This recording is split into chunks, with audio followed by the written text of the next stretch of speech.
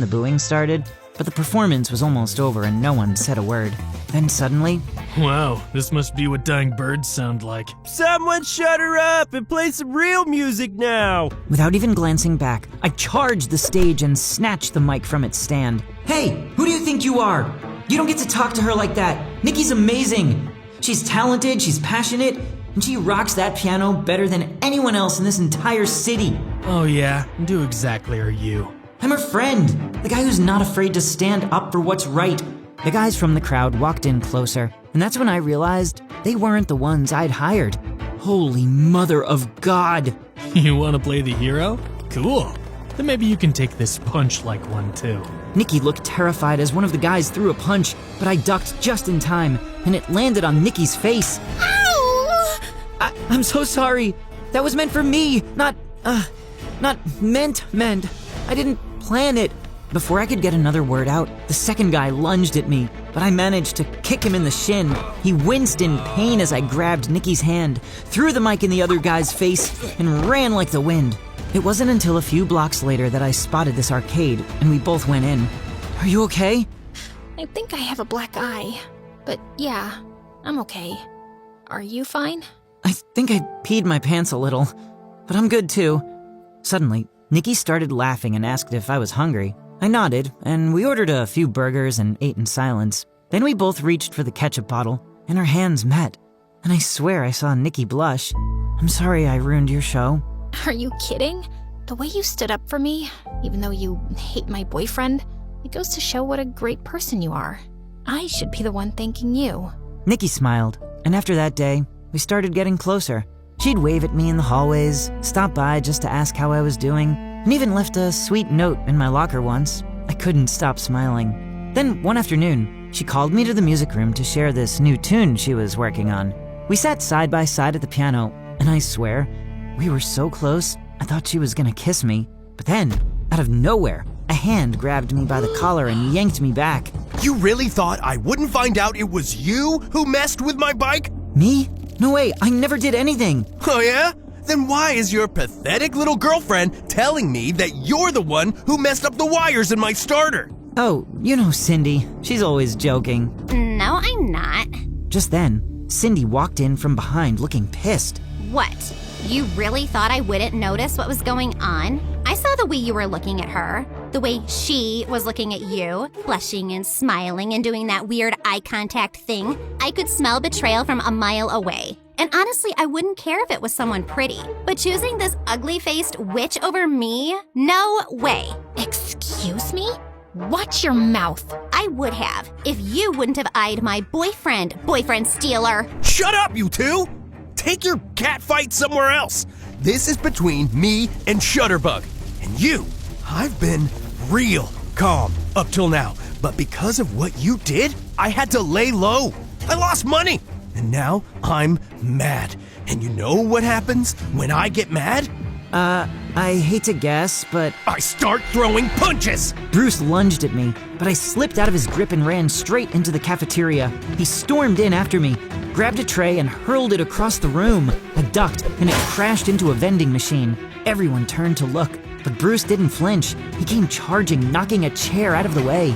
I stood my ground, waited until he got close enough, then clenched my fist and threw all my weight into one punch. My fist cracked against his jaw, and he stumbled back hard, crashing into a chair with a nasty snap. Oh my God! My arm! Bruce howled like a wolf just as the teacher stormed in. He was rushed to the nurse's office, and soon after, I found that he'd broken his arm. And since I was the one who threw the punch, the principal slapped me with a week's suspension. That was all it took to kill my scholarship. One black mark on my record, and my shot at art school was gone. My head was spinning with rage. It was one thing for Bruce to make my life miserable at school, but to make me lose my scholarship? I didn't even realize what I was doing until I found myself outside Bruce's house. In the middle of the night, the place looked dark and locked up, but one of the windows was half open. I gave it a little push and slid inside, and as luck would have it, I landed right into Bruce's room. I just wanted to hurt Bruce back somehow. Maybe trash his room, smash his stuff, anything that would sting.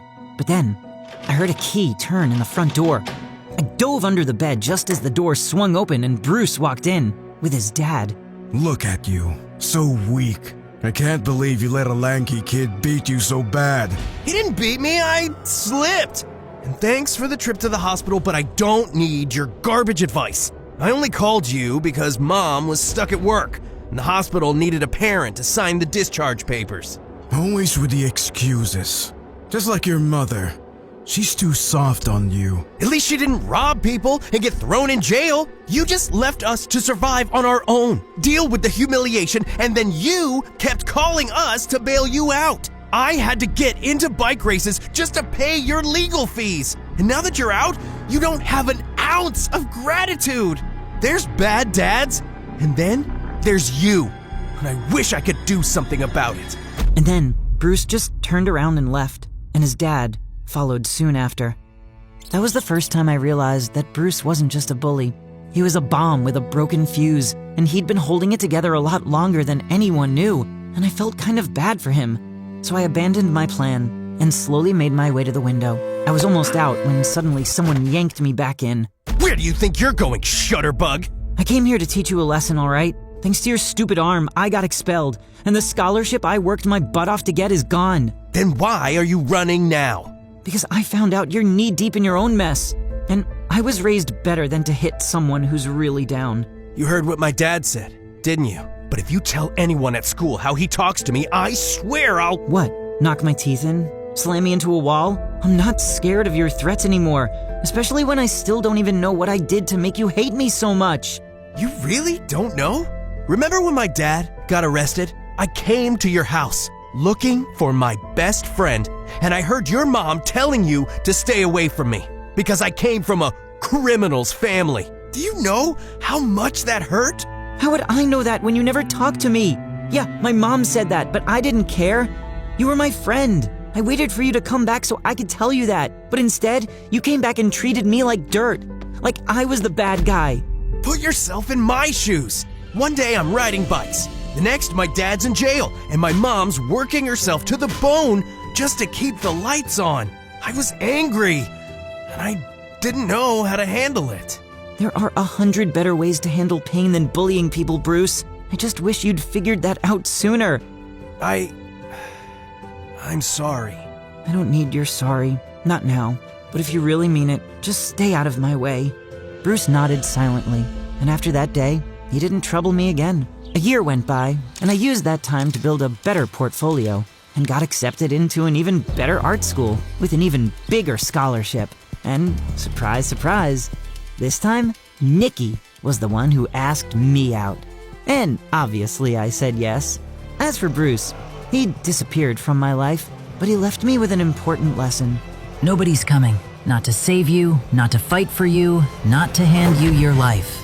You either stand on your own, or you don't stand at all. I live with my granny, and she's pretty much the only person I'm close with on this planet. After my mom and dad passed away, she took me in and raised me. But growing up, I didn't have many friends. I was always focused on my studies, and that's how I was able to bag a scholarship to one of the finest schools in the city. But things took a wild turn in the 10th grade. It all started when I decided to ride my bicycle to school one day. But just as I was about to park it, I tripped over something, and my bicycle went crashing into a car nearby. Shoot! The car looked really expensive, and now it had a dent the size of an elephant. I was the queen of broke people. I'd never be able to pay for the damage.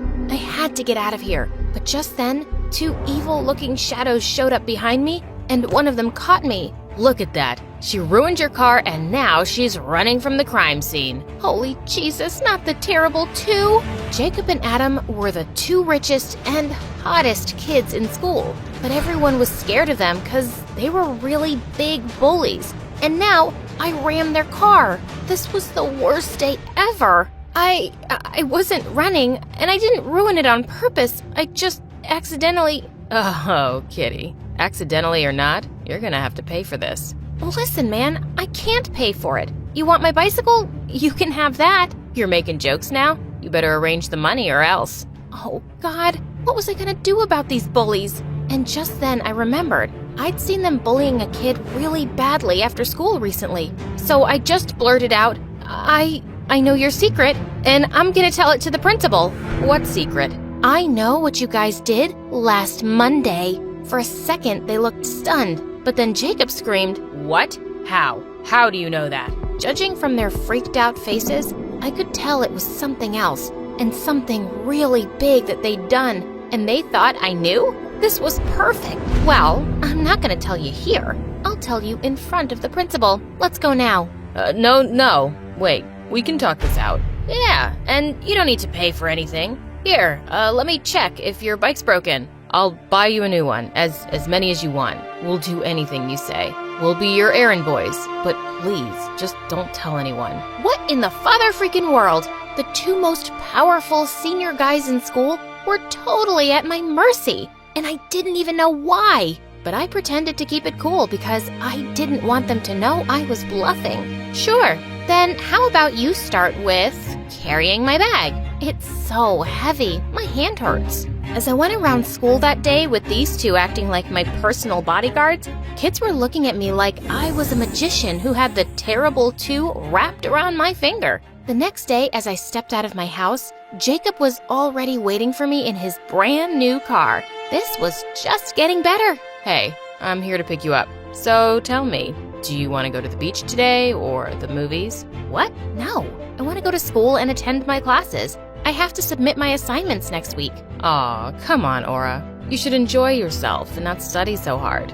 Adam can do your assignments. He does mine all the time. No big deal. That sounded good, but I wasn't sure if I trusted them enough to hang out with them outside school. What if they planned to kidnap me because of whatever their stupid secret was? So I insisted on going to school. When we reached there, they kept following me around. At first, it felt like I was some princess, but as the day went by, I realized this was a big problem. I had ballet practice after lunch, and just as I entered the girls' changing room, all the girls started screaming. When I turned around, I was stunned to see those two morons had followed me in. Have you both lost it? This is the girls' changing room. All the more reason for us to be here, right, Adam? I pushed them out and locked the door from inside. But when I went to the dancing room, they were already there, dressed in ballerina's clothes and dancing like toads. What the frickin' crabs? What are you guys doing? You don't have to follow me everywhere. Yes, we do. We can't risk it. What if you go and tell the principal behind our backs? I won't do that. Well, guess what? We don't trust you. They just wouldn't leave. And when it was my time to perform, they both started cheering and hooting like they were my craziest fans. What could be the big secret that was making them do all these things to keep me from going to the principal? But as much as I wanted to know, I wanted to get rid of them too. The next day, I left home before they could get here. And even at school, I was on my toes watching out for them. Then during lunchtime, this football jock at school, who I had a huge crush on, came and sat next to me. You're the popular girl who tamed those rich brats, and I'm impressed. I like strong and dominating girls like you.